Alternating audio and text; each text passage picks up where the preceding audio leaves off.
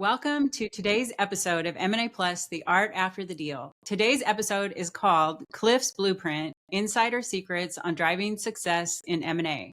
I'm thrilled to have Cliff Gardner with us, an expert in mergers and acquisitions with a wealth of experience in leadership roles across various industries, including healthcare and manufacturing. Cliff is the driving force behind ECP Ventures, where he provides strategic advisory services to business owners with a commitment to fair negotiation and philanthropy. Cliff, welcome to the show. Well, thank you, Lisa. It's a pleasure to be here. So first, I'd like to talk about your path, your path from being, I know you were a CPA to your M&A strategy role. I wonder if you could share a little bit about your journey from being a staff accountant to a CFO and how this journey has shaped your approach to M&A. Sure, I'd be happy to, Lisa. Yes, it's been a very dynamic pathway to get to where I am today. It took me a long time to get to where I'm finally in the right spot. But I started out in public accounting with a national CPA firm, got my accreditation for my CPA certificate, and spent the majority of my career in healthcare. I worked for a national home healthcare company originally, and then I moved over to a behavioral company. I was the 15th employee when I started and the 1500th when I left. We did a national roll-up of acute care, managed behavioral care, and acute care hospital settings. And we rolled up 72% on a national basis. And in that process, we did 9 mergers and acquisitions and a very successful IPO. And from there, that earned me the privilege of going to work for Baxter Healthcare as the CFO of their cardiac division. And it was a cardiac division performing 50,000 open heart surgeries a year. We were in 800 hospitals in 40 states and Puerto Rico. And I did that for several years. Ultimately, made a really unique change and went into auto parts as a predecessor to Berkshire Hathaway Automotive. And ultimately, my technology partner and I broke out and decided to build our own e-commerce platform for OEM auto parts. And we built a platform that had 165 million parts on one website. We envisioned it, we funded it, we built it, we launched it, we perfected it. We about killed ourselves with 3 years of 100 hours a week effort, and ultimately decided that we should sell that to someone who's got more scope and scale in the marketplace and in that sector. So I sold it to AutoNation, the largest auto dealership group in the country. And at that point, I was going to retire. And then someone asked me to sell a manufacturing company. So I did it for them. And then someone asked me, they'd been struggling for 2.5 years to sell their national medical device company. And so I stepped in, took over that offering and sold it to a large multinational company out of France. And that was really the genesis of going directly into M&A. I had done more than a dozen transactions on the corporate side at a high level, but this was the first time I was actually in the lead role doing the offering, especially with AutoNation. And so it was a great start. Awesome. That's an awesome experience and a lot of experience. So what would you say some of your earlier challenges were? Well, I would tell you the biggest challenge was transitioning. I've worked for 3 companies larger than 5 billion in stature, and I have not really been active in the lower middle market, as they call it, the $0 to $100 million revenue range. And I'd heard people refer to it as the Wild Wild West, but I thought that was an exaggeration.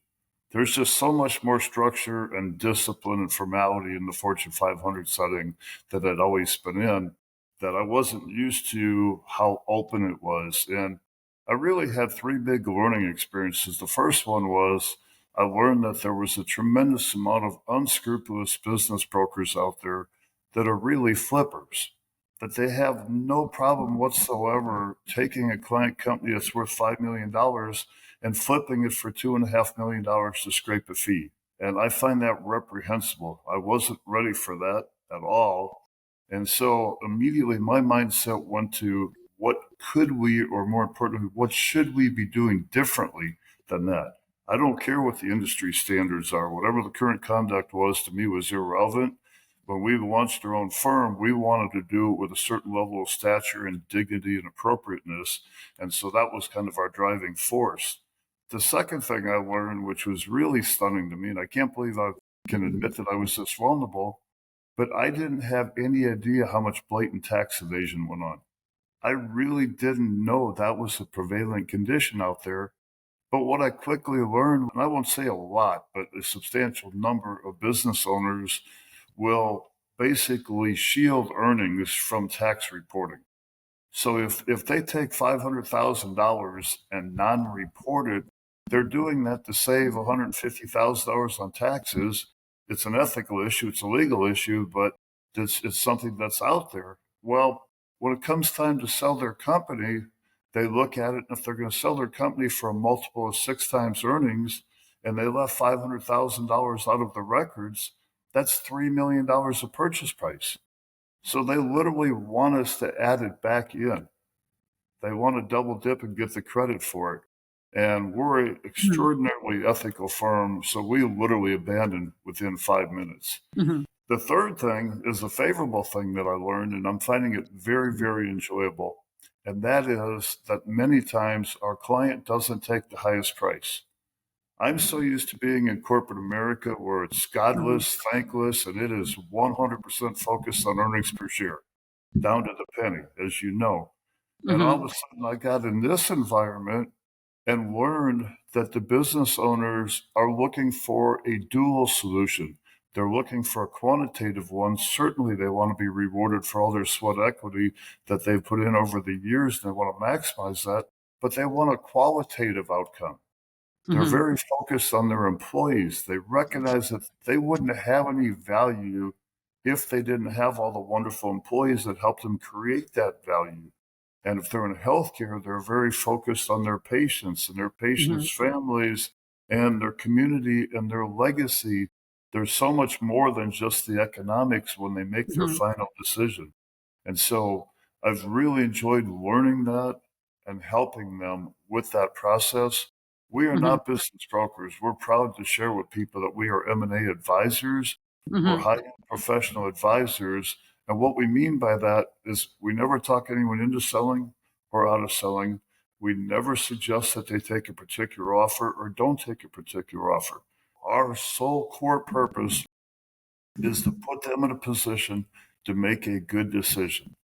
Now, what's the best decision for them? And I tell so many prospective clients, you're going to make this decision with your gut, not with your brain. At the end of the day, when it's that final stage, if we do our job right as market makers, our goal is to get our clients 3 to 5 quality offers and put those in front of them. And we will share the pros and cons of each with them. But then it is their decision for what feels right for them, their family, their employees, their vendors, their patients, their community, their legacy. And then we step back and whatever decision they make, that we support and we help execute that through the transactional process. And that's really enjoyable. Okay, well, that's good. That brings me to a question. I like to focus a lot on details. So sometimes I ask a lot of detailed questions. So when you're talking about like an offering that an owner may not want to take, maybe it's the highest offer, but it's not the best offer for that person. What's included in the types of offers that are attractive to an owner that cares about their employees? It varies so dramatically from client to what's important. I mean, we sold an autism group. They were a Christian company. They wanted us to find a buyer that would continue their Christian initiative. And I'm going to tell you, that took out 90% of the population of buyers. Ultimately, we did find the perfect fit. Others, it depends on their community. They may want someone that's familiar with their community. Some people want the largest dollar amount, but most of them, it's incoming culture. And they get a really good sense of that through the transactional process because we get a lot of exposure for the buyers on purpose in front of our sellers, and they get a feel for them. I mean, sometimes you can tell that someone's really trustworthy, honest, sincere, operating in good faith. Others, you can tell right away they've got a harsh corporate culture. They're not focused on their people. They don't respect their employees. They're a money machine. And we'll share our opinions about what we think about the culture, but that's so important, that incoming culture. Okay. Yeah, that's a good point because a lot of people will say that deals fail because of the culture mismatch. There's so many of them that are done anyway, but I think it's nice to hear that there's somebody that's looking for that match, looking for a good match so that all those issues later with the culture mismatch. You're absolutely correctly. So I would like to Yeah. interject there, because I left that piece out.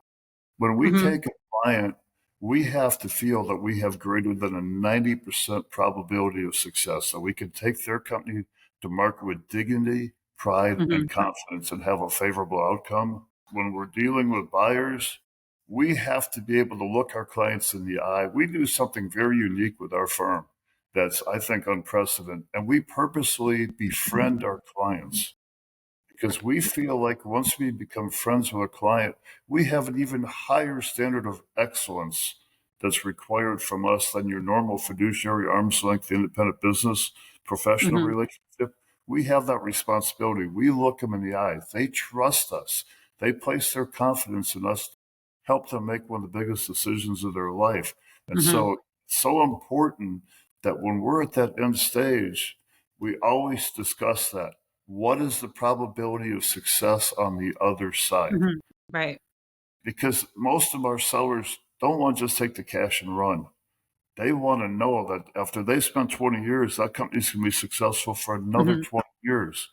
And some companies you can literally tell, I'm sure with your experience, you've seen it, Hmm. there's a high probability of failure.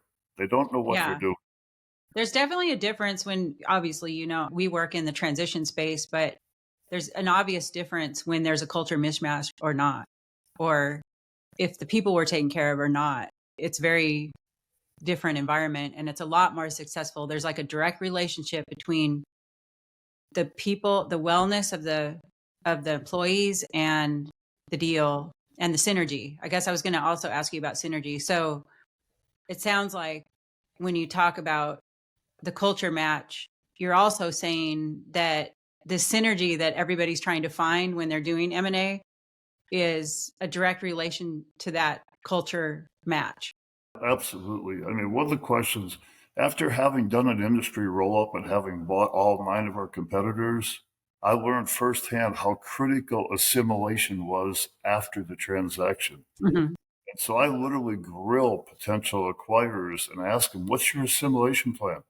What's your strategy? This is not a spreadsheet exercise. I see companies that literally think this is a numerical process, or they've got Hmm. their spreadsheet jockeys that have got this 6,000 column spreadsheet. And no, they don't recognize the people, the intangible aspects. How are you going to merge benefit plans? How are you going to merge Hmm. compensation plans? How are you going to change bonus structures? What are Hmm. you going to do to retain these high quality people? And if they look at me like they're deer in the headlights, I already know they're not a good fit. And I Hmm. share that with our clients Yeah. Yeah, because that's a our good point. clients see a failure. I saw Hmm. one situation where a guy sold a company to a group that he knew was going to fail. He sold it for $10 million and bought it back for 600,000 after they drove it in the ground. We have an edict with our firm, and that is our definition of a good transaction. Hmm. This is very important to it. It sounds subjective, it sounds Yeah. theoretic, but a good transaction is one where the buyer and the seller is happy at closing, but they would also be happy 3 years later and they would both do it again. Yeah, That's it's a a good pretty point. high standard. Yeah. So, And it doesn't just apply to the the existing employees, also suppliers. So we work a lot in the procurement space with transitioning contracts, and those relationships with the suppliers are also very important because they're oftentimes relied upon to provide the service or product that they're providing to the ultimate customers. So that's another aspect. I don't know if you can comment on that, but that's an aspect that I see also. It extends all the way into the massive amounts of suppliers and vendors that are being used, and those contract negotiations and the relationships with those suppliers under changed conditions is really important also. you're the perfect person to talk to about this because you understand all the moving variables. When I see a sense of arrogance of people coming in acting as though they're smarter than the people that are currently doing it, that's a clear warning sign. When I see a sense of aloofness to where they just take the suppliers for granted, or, oh, we're a Hmm. bigger, stronger company. We're going to beat up the suppliers. We're going to get better pricing. I can't think of a better way to damage a relationship than day one is go in and ask for price reductions, for example. So Yeah, exactly. Okay, so I was going to ask you, as it relates to the company that you're at, ECP Ventures right now, you talked about some of the things that your firm does differently than other firms. Is there more things that you could elaborate on about ECP Ventures and how it's different? Because you've already mentioned a lot of things that are very, different, and I want to hear more about that. absolutely. It is so enjoyable. I mean, it was under the constraints of corporate America forever. This is the first time I've had the freedom and the flexibility and the agility to do things the way I feel is the right way to do it. And the right way, we are people oriented people. We're a Christian firm. We operate from the servant heart. We want to help people. That comes from the depths of our heart that we want to help people. And so there's a lot of things we do differently, starting with the fact that we, like I mentioned, we consider ourselves advisors, not Mhm. brokers. We are not fee driven. We are purpose driven. We are driven for the purpose of helping people. That's a big one. We never talk people into selling or out of selling. A big thing in this industry that I found out about is all these fees. A lot of brokers charge upfront fees or minimum fees. I tell every single person that will ever listen to me, don't ever pay, don't ever commit to a fee, period. We are 100% successful efforts. We start as early as 18 months before a client's ready to go to market, give them guidance, direction, and assistance on how to prepare for an offering. There is never a charge. The only time we ever charge anyone is on closing day when we've met the two dimensions that are required for a good deal, the qualitative and the quantitative we talked about. Mhm. The thing that I find the most deplorable in this industry is what's called a tail. And that's a legal commitment where the business owner signs an exclusive listing agreement with a broker, and then the broker fails and does not conduct a transaction successfully during the term of the listing agreement. But they have this contingency that if the seller sells the company to anyone that that broker introduced them to, they still get their fee. That's Mhm. absurd. I recently dealt with a home healthcare, $50 million home healthcare company. He had a very unscrupulous broker who charged him or signed him up for a 1 year listing fee and a 2 year tail. So he was indentured to that broker for 3 years. We would Mhm. never do a tail. We have a 10-stage disciplined transaction process. We think we can conduct any transaction in 150 days. We've got it completely broken down into 10 stages with a number of days. We track every day through those 150 days. We also, a big thing that we do differently is with the letter of intent. We actually Mhm. put intent back into the letter of intent. And what I mean by that is a lot of people will just throw together a deal with just a very fragmented term sheet, basically, and say, we'll figure it out down the road. We'll figure it out during due diligence.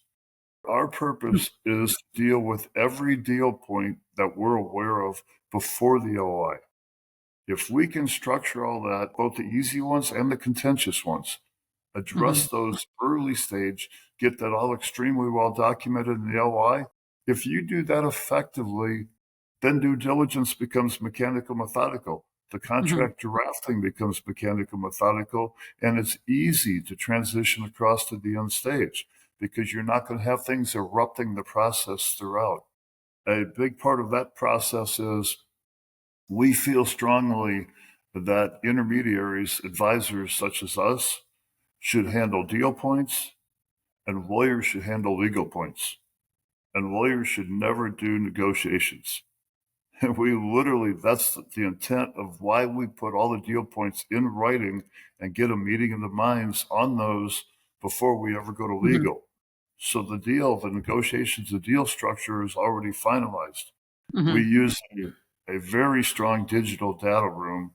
I know you Mhm. might be more interested later in technology, but information control, information management, communication is critical. We use what we feel is the best digital management system in the industry called CapLink. As far as due diligence, that's another potential pitfall in doing transactions. Mhm. We literally, on schedule, limit due diligence to 30 days and will only grant one 15-day extension. But again, because we've dealt with all the critical points, we've got the essence of the deal done at the LOI stage, and we take a very open books and records approach, a very transparent approach. We try to answer the questions before the buyer asks them. We give them a tremendous amount of information. I recently sold a technology company to a $44 billion private equity group, and their due diligence listing had 154 categories on it. But because we were so organized, used our digital data room and populated it with information, they said it was one of the easiest transactions they'd ever done. And part of it is I've got some Fortune 500 experience, and my partner came up through Deloitte, and then he spent almost 10 years in private equity. So even though we're mostly sell side, we know what the buyers want, and we know how to effectively communicate with them, both communication wise and data fulfillment wise. And so that just facilitates a very smooth, effective transaction. So what are the deal points that are discussed that actually impact the integration? And do you think those deal points are discussed enough? Because you talked about it's often seen as like a very numerical process, right? And it sounds like you bring in the other aspects. And I want to talk about like those, how important are those other aspects when you're at that stage of going through those deal points to the future? Like how much discussion is and deal points are pointing to the future of the success of that, and what are they? I guess. Do you understand my question? I think the key here is really understanding from our side what our clients need. What do they really need to get out of a transaction? And so I started doing this early on. And what I do is I ask every new client to make a list of their top 10 objectives. And I ask them to do a lot of deep thinking. This isn't a 15-minute pop quiz. This outcome is going to change the rest of your life. So what is really important to you? And I ask them to make me a list of the top 10 objectives that they have. And then right there in front of them, I take out a pen and I cross out 5 through 10 right there. And they're always stunned. And I said, what we've just done here is we've just converted that from a wish list to a charter. This is now the mandate. Now I have a very clear charter as to what needs to be accomplished out of this transaction. Are we compatible? And then once we achieve compatibility, because I said the other side's going to have their list of 10 too. They're going to have their wish list. I've been doing national contracting for 30 years, and I fully comprehend it has to be a win-win outcome. You don't get to take their head off. You don't just get whatever you want. You have to make sure it's balanced so it works for both sides. Once we have our charter, then we're able to go very deep into the discussions with the buyer to see if we've got a good alignment. Okay. So I would like to just, so we make sure that we cover this part, is I want to hear from you, what makes the deal successful and what makes it not successful, and like a concrete example for each of those scenarios. Well, success is really defined by meeting those top 4 objectives for our client. This whole process becomes personal. I'm a people person. I love people. I love helping people. I could never live with an outcome where one of my sellers had seller's remorse. That's unfathomable to me. That's why I go to such great lengths to understand what they need, what makes it important. I mean, somebody may want their name retained for the next 10 years. That may be that important to them, for example. And so we work very closely to understand our clients' needs, and then we address those. And you can tell if you've got a good faith buyer, because the good faith buyer really wants to understand what's important to the seller. We have every type of seller too. I think there's a misconception often that selling is selling out and throwing the keys on the counter. And that's not the case. I mean, yes, we work with legacy companies. We have people retiring out. We also work with people so this autism center, they wanted to join a bigger, more robust company. When that happens, I spent more time on post-transaction employment roles for the principals that are coming across. Sometimes principals don't want to stay at all. Sometimes they want to do a 6-month transition. Sometimes they want a better career for the next 10 years. And so a successful transaction is, I don't mean to sound vague, but it is exactly aligning with what our clients chartered us to achieve for them. And when we recognize that, when we got compatibility and accommodation with the buyer, then we've got a great outcome.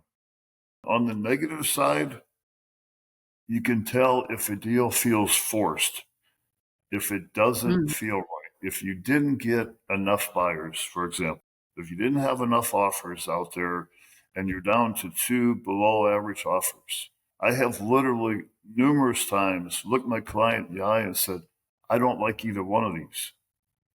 I don't think either one of these is in your best interest.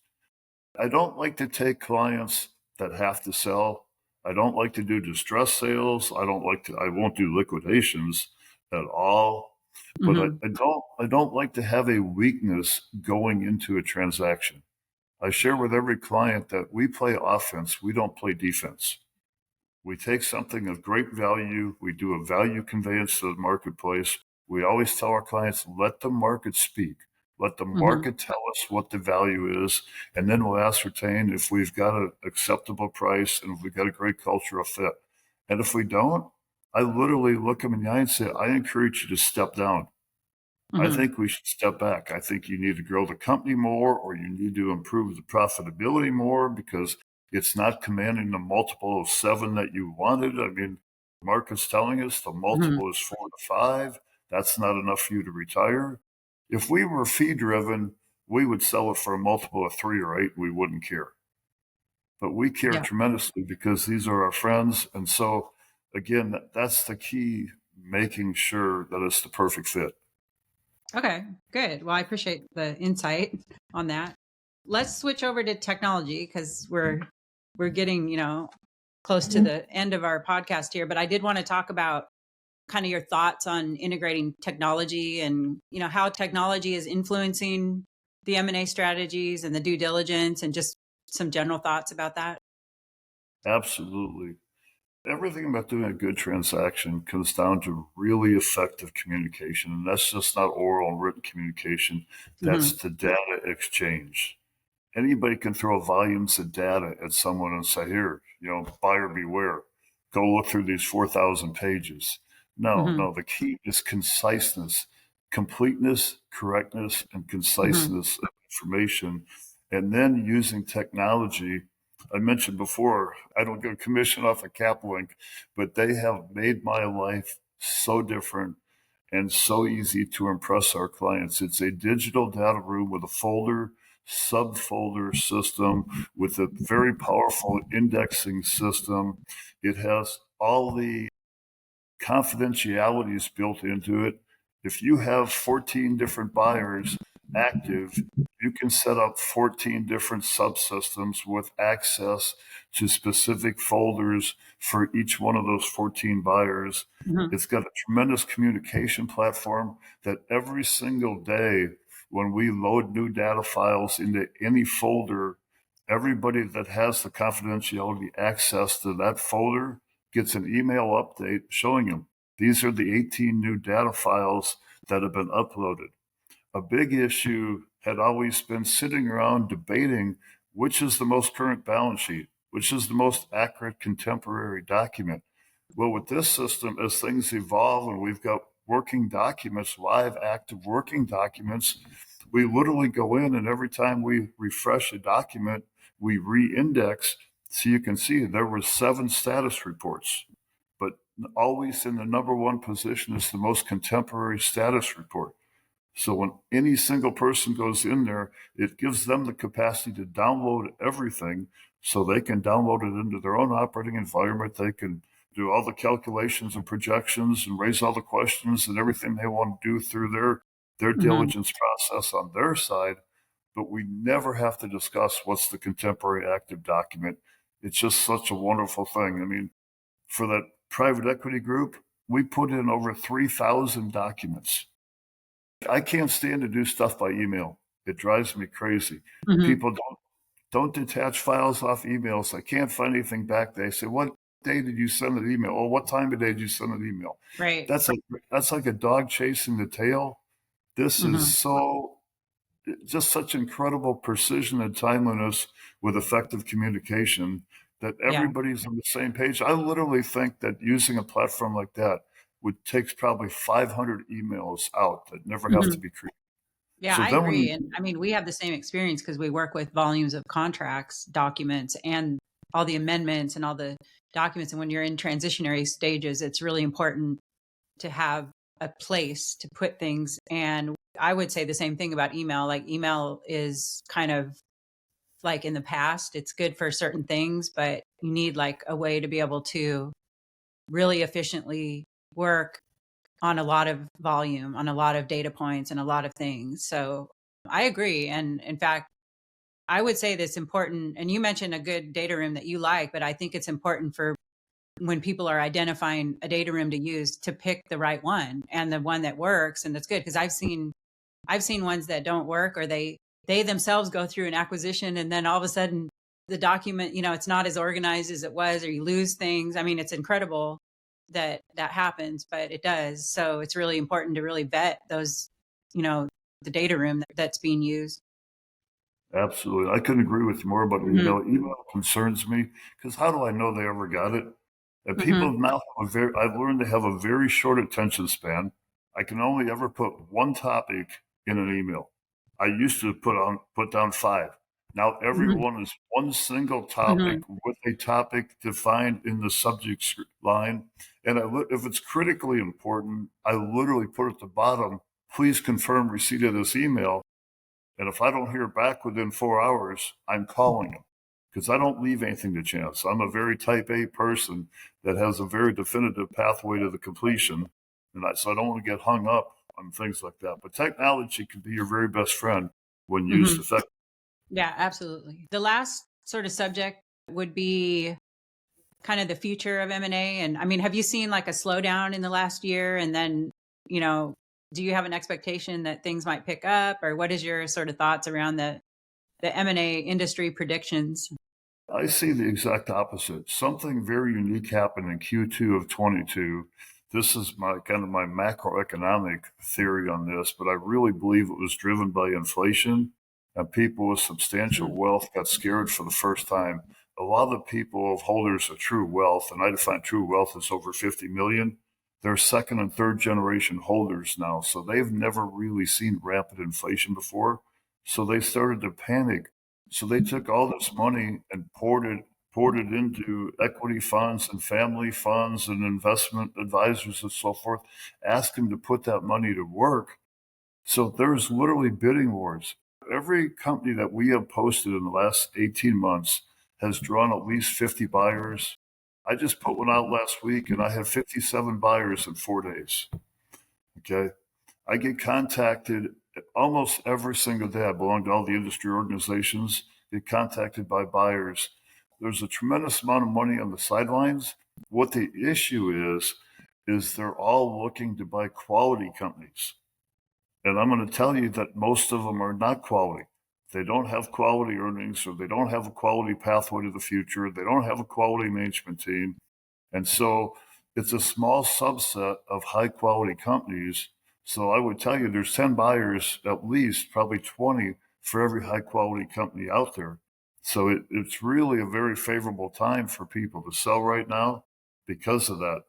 Yeah, that's good to know. That's interesting. I wanted to just plug this in here too. So for any, I guess, younger person or younger professional, what are sort of the skills and things that, they should focus on if they want to get into a field like what you're doing? It is a tremendous field. It really is. The first thing, obviously, is to get a good education. And that education could be really in finance or accounting or technology. Then, if they have an opportunity to get some real life experience within an industry or two, that's tremendously beneficial. Like it's tremendously beneficial to my partner and I that we have so much real life C-level healthcare experience. It Hmm. allows us to go into that sector and go a lot deeper than we would because we understand reimbursement, we understand credentialing, we understand staffing, and so forth. And so, if someone had a good foundation of education and they had some education in actual working experience in a sector or two, that would be a great foundation. Once they've got that, a lot of people think you have to be knowledgeable in a specific industry. And I don't mean to understate that or demean that, but that's not necessarily the case. Business principles, business practices are pretty ubiquitous across all the sectors. If it's Mm-hmm. something really unique like a molecular science laboratory, yes, that would be Mm-hmm. unique. But I'm going to tell you 80% of them would fall within normal operating conditions that someone that has a good business acuity could be successful in. I Mm-hmm. don't know that young people necessarily think about M&A unless they think at the high level of Mm-hmm. going into investment banking. And we all know how that goes. And that's 80 Right. hours a week grind for Yeah. years. But if you're good at it, it's a very successful long-term career. Yeah, I think some of us just sort of fell into M&A because it's brought to us in our role, whatever role that we're in, and you end up getting, experience based on that. And I would add to that, the soft skills I would say are really important, and because you're in, M&A by nature is very transitionary and very change. There's a lot of change, there's a lot of problem solving that needs to go on, and people that are sort of good at being flexible and adapting to change like that also I think would be beneficial in, as somebody that would want to be in that environment. Absolutely. I have to give you, I'm not an anecdotal guy. Mm-hmm. I'm a pretty staunch type A guy. But what I do Mm-hmm. give one bit of off the record advice for people that want to go into M&A if they're early in the career, I Mm-hmm. tell them play a lot of poker. Play a lot I of don't poker. know anything I've been playing Mm-hmm. poker since I was 10 years old, and I don't know anything that's taught me more people skills and the ability to read people Mm-hmm. because that is what is so critical. Again, I've been doing national negotiations for 30 years, but being able to read the other people Mm-hmm. and see, I mean, you get a sense of whether they're trustworthy or not, whether they're being candid or not, whether they're working in good faith to achieve something or not. I mean, you will hear in this M&A world, you will hear a lot of empty rhetoric. And you can waste a whole lot of your time if you sit there passively and listen to a whole lot of empty rhetoric. Or you can cut to the chase and advance things aggressively. Mm-hmm. And I've just found that playing poker all those years, I sit there in meetings and I'm like, okay, this is just like a poker game. And I'm not trusting this guy at all. Right, that's a perfect way to close. I think I like that. That's a good observation. So, but before we completely close, I wanted to make sure that people know where they can find you. So if you could provide, your contact information or your website, that would be helpful. Sure, absolutely. Our company is ECP Ventures. It stands for Exemplary Client Performance. And our emails are easy. It's Cliff, CLIFF, at ECP Ventures. Our website is ecpventures.com. My cell number is 760-518-3447. And again, we love people, so we'd love to hear from you. There's never a hard sell. In fact, I can't tell you how many times I've finished a presentation and somebody says, "Where's the closing pitch? Where's the hard sell?" And I just Hmm. said, "There is any. My whole job was to illuminate you as to what we could do for you." And that's just the end of the story. So, and again, we're willing to start working with people 18 months before you're ready to conduct an offering. So that's all good faith on our end Hmm. Hmm. to help people. Well, thank you for being with us. I really appreciate it. I had a good conversation. I liked your insights, and I thought it was a good conversation. So thanks for being here. Hopefully maybe we can have you on again to talk about more things with your extensive experience that you have. It's a privilege to be with you today, Lisa. I enjoyed it very much. So thank you for Great. this opportunity. Thank you. So tune in to my next episode of M&A Plus, The Art After the Deal, for more expert insights on navigating the complex world of mergers and acquisitions with a special focus on transition stages and integration. So coming up this month, I will be talking with a big law firm partner about how deals and terms impact the success or lack of success of the integration stages, and an interesting guest that is conducting cybersecurity due diligence services. So thank you for listening today, and I look forward to our next podcast episode. Bye for now.